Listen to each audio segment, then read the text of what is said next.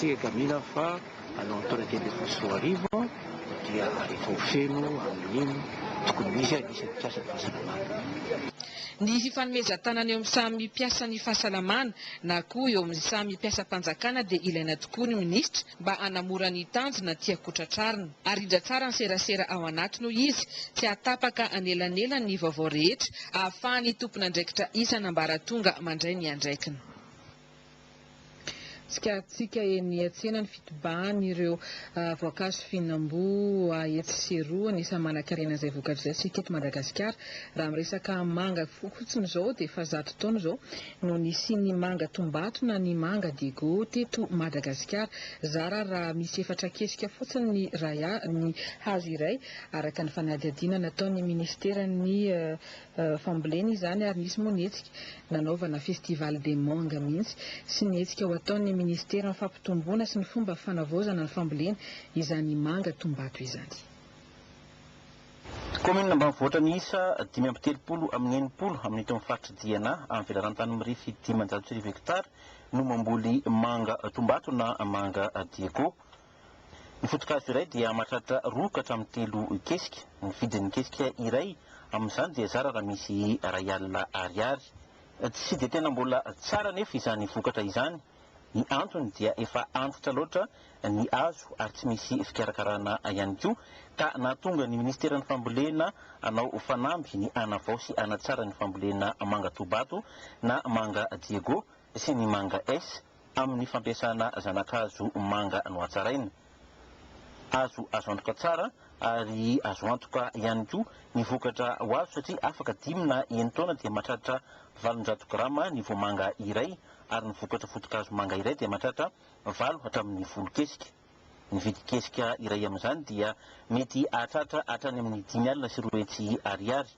Ity zao dia anatin'le année de l'arboriculture, le lancement ny arboriculture zany fruitière à Madagascar dia anisany anankiray ao anatinao zany spéculation anankiray dia ty manga ty dia nanaovana festival moa ty zany satria fantatra fa be dia be ny faritra zany afaka mamokatra manga ary manana manga mihitsy zany pe de manga fa ny fahazoana vola aminy no tsy zarizary zany no ny antony maro samihafa dia hitantsika teo moa zany ny antony anisan'izany tsy fafana mivarotra ara-dalàna izy aratsiny kalitao ary mikorontana zany le filière zany fa tsy milamina zany zay no ahafahantsika midinika rahariva ahoana ahafahantsika andaminana io le zotra pierina io zany fa hitanareo fa manana importance be zany manga zany. Nandritra ny festival de manga teto Namaki no nanoloran'ny conservation internationale po miisa 10 sy 9 ny DRDR Diana mba asiana ireo zanakazo manga Diego no atsaraina ireo. Fa nahitany bokany moa amin'izao fotoana izao ny ezaka nataon'ny ministeran'ny fambolena amin'ny fanentanana an'ireo mpamboly hazo fihinam-boa eto Madagasikara sationan'izay ity vaovao entin'ny Christian Rakotoarsoa ity. Filaram-tany mirefy 530 hektara no nanaovan'ny Abdou Anouar ny karazakazo fihinam-boa toy ny voasary, letchi, avocat sy ny sisa sy ny sisa. Rehefa vokatra ny voankazo dia maro ny fomba azo ampiasaina azy toy ny ity ataon'ny tantsaha iray ity.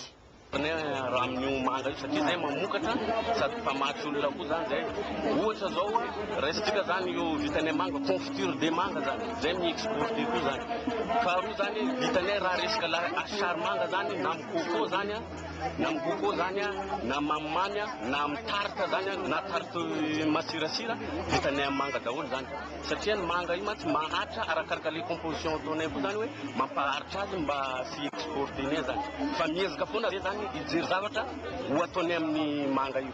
Tsy mikely soroka ny ministeran'ny fambolena amin'ny fanentanana ireo tantsaha na ny olon-tsotra mba amboly azo fihinam-boa. Misy raha teo moa ny fanokanana ezaka manokana mahakasika izay.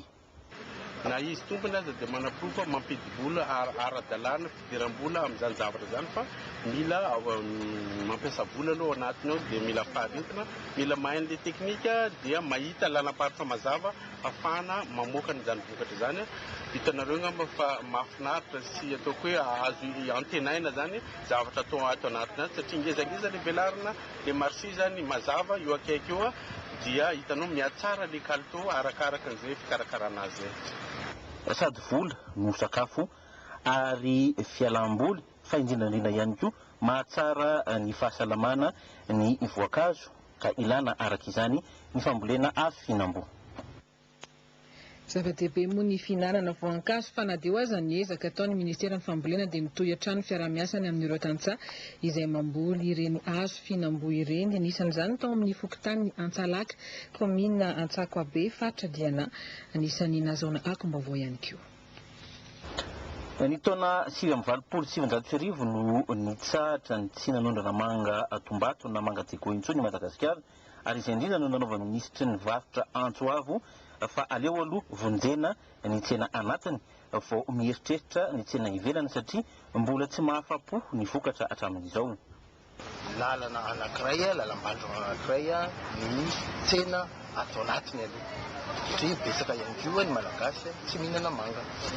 Ka aleo aloha zany misy io le système d'information sur les marchés izay apetraka amina faritra vitsivitsy eto Madagasikara amin'izao fotoana dia hatsaraina satria efa mandeha zany litchi amin'izao fotoana dia izany ihany koa ametraka an'izay aloha amin'ny lalam-piariana manga. Tsy maintsy apetraka ny atao hoe structuration de filière, fanatsarana, fandrafetana arak'izay azo atao ny lalam-piariana. Fa izay dia midika hoe tokony voahofana ny olona izay aty amin'ny sehatra famokarana ary tokony matianina daholo ny olona mikirakira ny vokatra avy aty mandrapatonga any amin'ny tsena. Amin'izao fotoana izao dia manana karazana zanakazo manga no hatsaraina misa 430 ny voafifa ao Mangatsa, Mahajanga. Antenaina araka izany fa hiatsara manomboka izao ny fambolena manga any amin'ireo faritra mpamokatra izany amin'ny fampiarana ny fampiasana zanakazo no hatsaraina izay vokarin'ny manam-pahaizana malagasy, ny tanjona moa dia ny ampitombon'ny vokatra sy ny anatsarana hatrany fidiram-bola n'ireo tantsaha. Tontolo ny ankizy ny arandinika ny PEC-BET sy ny mpanao gazety ny amin'ny ady amin'ny fampiasana ny ankizy tsy ampitoana eto amintsika nisy ny fanazavana ireo paikady izay ho atao amin'ity taona ity. Operanjetra manana sy Jean-Baptiste Rajonarvo. Paikady miisa 4 no nivelabelarin'ireo mpitantana ao amin'ny takla na Talkin Labour True Education izay ao anatin'ny tetikasa IPEC na International Programme on the Elimination of Child Labour teto amin'izay fiadina amin'ny fampiasana ankizy tsy ampitaona izay. Voalohany, fanatsarana ny rafitra ara-panjakana ahafahana miay ny ankizy. Faharoa, fanamafisana ny fahefan'ireo androm-panjakana ahafahana manatsara ny fampiarana ny fomba fiasa. Fahatelo, asa manana fiantraikany avy hatrany amin'ny fampiasana ny ankizy. Fahaefatra sady farany, ny fanatsarana ny fahaiza-manao sy ny fanitarana ny fahalalana. Nararotin'izy ireo ihany koa moa no nanome fanazavana mazava mikasika ny fiaraha-miasa iarahan'izy ireo amin'ireo ONG. Tafavoaka ny vokatra izay notadiavina, mihoatra zany ny fanazavana atao hatramin'izao fotoana izao, na eo amin'ny ankizy zany na eo amin'ny ray aman-dreny. Voalohany dia ny fiaraha-miasan'ireo amin'ireo ONG sy association izay mahafantatra ny zava-misy ilay toerana, ary izy ireo dia miara-miasa akaiky mihitsy tamin'ireo tompona andraikitra eny amin'ny toerana tsirairay. Ny zavatra anankiray marina dia ny fanaraha-maso izay nataonay zany tena nahavatra mihitsy izay hoe misy anketo telo volana efa volana manaraka eny toerana miaraka amin'ny komiti-paritra dia nahitana vokatra nafinaritra tokoa. Ny olana voalohany sedrain'ireo ONG sy association nairana tamin'ny voalohany aloha dia tsy fahalalan'ny olona lalàna. Efa misy arak'izany ny paikady hafa izay ho tanterahana amin'ny taona ho avy ka ao anatin'izany ny fiaraha-miasan'izy ireo miaraka amin'ireo mpanao gazety. Matematika sy ny fifandraisana amin'ny fiainan'ny olona andavanandro ahoana marina ny amin'izy io, ohatra hoe inona no ilana ny limity azo tarafina amin'ny fiainan'ny olona ve ny mikasika izay limity izay. Misy ny fanazavana hoentin'ny docteur en mathématique iray izay sendra tafaresaka tamin'ny televiziona malagasy. Eo amin'ny fiainan'ny zava-manan'aina anankiray dia misy ny fiandohana, misy ihany koa ny fiafarana. Ka ny fiafarana io no antsoina hoe fetry.